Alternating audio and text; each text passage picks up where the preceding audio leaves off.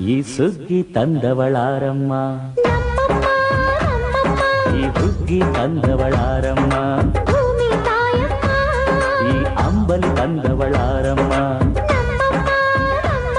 ಈ ಓಕುಳಿ ತಂದವಳಾರಮ್ಮ.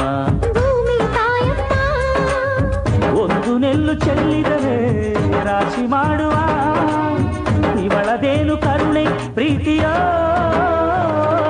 ನಮ್ಮಮ್ಮ.